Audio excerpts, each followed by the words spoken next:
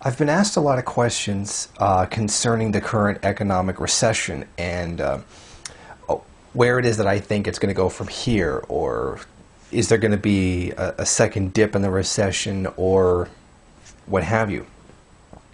Now, to answer these questions, anybody watching this video should go ahead and get a basic understanding of Marxist economics before watching this video, because if you don't, then a lot of this may not make any sense to you. So I just wanted to say that first, right away. The economy that we're living in now, those of us in the West, those of us in the first world, we're in what's called a mall economy. Our countries are very much like a mall in that things are not generally made in a mall. There's, the odd bits of food, or maybe the odd service, but generally speaking, things aren't made in the mall. A mall is 95% service. Clerks at a store, or basically clerks at a store are mostly what it is. It's a service industry, not something that's actually created. Now, our economies here in the West, is Canada, the U.S., to a lesser extent the U.K., that's what we have. We've severely cut off manufacturing in the last 30 years, very much so in the past 10. Now, every time a country has ever gone into recession, anywhere in the world going back since the beginning of economic recessions and capitalism, a recovery has always occurred when there has been a recovery in manufacturing jobs. In other words, more manufacturing jobs were created. This goes right back from the whole history of capitalism. Every recession ever has always been repaired, or part of the repair process has been the return of manufacturing jobs. However, you'll very much notice that this is not the case this time. After this recession, this so-called recovery period that we're in now, there has been no recovery in manufacturing jobs. Now, there has been a slight, a very minuscule increase in manufacturing jobs, but these have mostly been sent to China, Mexico, Vietnam, any other third world cheap labor source. There's been very, very small in our own countries, the US more so than Canada. Now, this is a problem because commodity production, making something get sold, is the only thing that creates any value. Now, what's happened in the first world is that we now have economies based on fictional values. Mortgages, financial transactions, currencies, swaps, stuff like that. Pure financial stuff. Stuff that doesn't actually create any value. For further explanation on this, go into the C plus V plus S argument that Marx puts forth. I'm not going to get into it because I only have limited time. By now you should already understand that anyway. So, because there's no real creation of value here, we're completely dependent on fictional capital like interest on stuff and mortgages, stuff that fictional values that haven't realized actual profit yet. Now the problem is you have to have value in a system to back up these fictional values. For a quick example, a credit card debt. You buy something on a credit card. They've given you a fictional value in terms of credit. And now that value doesn't really exist until that person pays the credit card bill. Then the value exists. So basically we have an entire system based on value that doesn't currently exist. And that's a huge, huge problem. Because if you don't have any value, the whole system's going to go to hell. Now, what's happening right now is that the Federal Reserve in the United States, lesser extent the Canada, the US, they're expanding the money supply.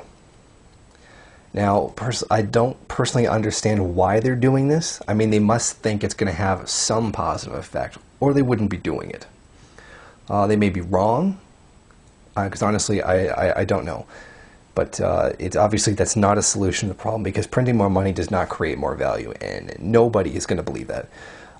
Even the stateless capitalists aren't going to believe that just printing more money is going to create more value. Now, obviously, you increase the money supply, you're basically just increasing inflation, which doesn't actually solve the problem. And the problem is that there's nothing to back up this value. This money is essentially going to sit there doing nothing because there's nothing to do with it. These people aren't taking money out of banks because they don't have as much money. The value is not being created, thus the money is worthless. It's just causing inflation. Now, this is going to cause another recession because it's just making the immediate one much worse. Now, the immediate recession was taken care of by taking the crisis that was in the financial industry and basically throwing it onto the state. So now we don't have a financial crisis, we have a state budget crisis. Now that all the various governments have bailed out the rich, it's essentially the capitalist safety mechanism. So it's no longer a crisis of the financial industry, it's now a crisis of government budgets. Saying, oh, government budgets are out of control, oh, it was all the social programs. No. It was paying for the rich and giving them what they wanted. That's what caused it. So the crisis isn't gone. It's just moved from the financial sector onto the state sector. So the crisis is still here. It has not been taken care of. The banks, financial industries created a whole bunch of fictional values that never got made into real values, and now that all those values are on the state now. In other words, you and I are paying for it. So the problem is that because this recession, seemingly there's no way out of it. The first one, they said the Federal Reserve will get us out of it. The second one was Keynesianism will get us out of it. And then it was neoliberalism that will get us out of it, even though each of them, they had to come up with a new way to come out of each crisis, because capitalism keeps going to crisis, they keep inventing a new way to come out of it. And then say, oh, it's always something external, when every single time it's proven to be an internal problem that's inherent in capitalism itself, which is why recessions never get taken care of, because of an internal contradiction of capitalism that they just say doesn't exist. Now, the thing is, they can't really create any more value off of the third world workers. They can't force a place to go any cheaper. I mean, even in China, pretty much the world's cheapest labor pool, is already hammering back against them. There's been huge social unrest in China recently. And I'm not talking about Liu Xiaobo, the Nobel Peace Prize winning guy. Not just him, he's just the most recent indication of it. There's been massive strikes within China. Recently there was a huge strike by Honda workers in China. And this is a rarity because it was actually allowed by the government. The government didn't go in and shut it down. Possibly because Honda is a Japanese-owned company, but it's the first time the Chinese state hasn't repressed a worker strike. So there's clearly a lot of social antagonisms in China. Now the other cheap labor pool on the other side, which is more of a service-type labor pool, even though it's a lot of manufacturing and agriculture, well, is in India. Now India has a great deal of social unrest right now, and not just the Naxals, the Maoist rebels in India fighting back against exploitation, but there's huge social unrest of the extraordinarily high suicide rates among peasant farmers who have been utterly destroyed by multinational corporations and stuff like that. Basically, the third world, for the most part, is revolting. Now, they're not going to be able to be exploited any harder, which means the manufacturing is going to have to come back here. And the only way they can do that to make it more profitable than the people who do it overseas is to exploit us even harder. But the thing is, it's not really going to work. I mean, they're going to hammer us to a certain point. They're going to hammer us down until we get to third world. And then we're going to react the same way. And hopefully that will spell the end of capitalism. People will finally get it through their heads that the business giants don't care about them. And a system that's designed not to be fair creates an unfair world. Not saying that communism would be perfect, but it would be a hell of a lot better.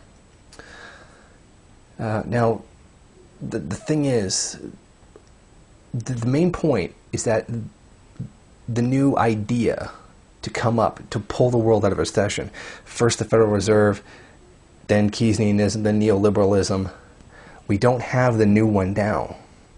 And from what I've seen, nobody's figured it out yet. And it's been going on a while now, and somebody should have thought of it by now. Somebody must have come up with it. There must have been a bunch of old guys in gray suits sitting around a table with Alan Greenspan saying, you know, what the hell are we going to do now? Now, that ideology hasn't appeared yet, and if it doesn't appear soon, there's going to be another major, huge crash. Except that this one, it's going to be more directly on the currency as opposed to a financial situation. I mean, it'll be financial as well, but it's going to be very much on our own currency. U.S. currency more than anybody else, because being Canadian or UK, we have more protections placed on our countries because we think it's a good idea.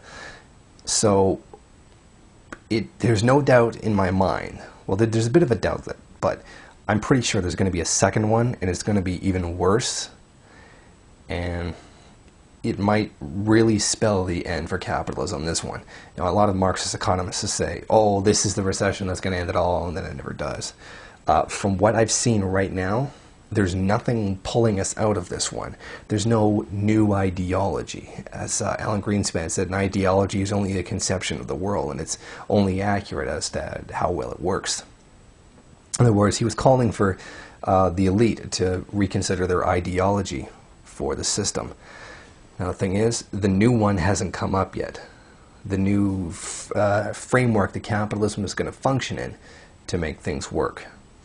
And if that doesn't come up, if they don't create a new one, it's going to get a lot worse. And I frankly think there's a serious possibility that it's not going to come up this time.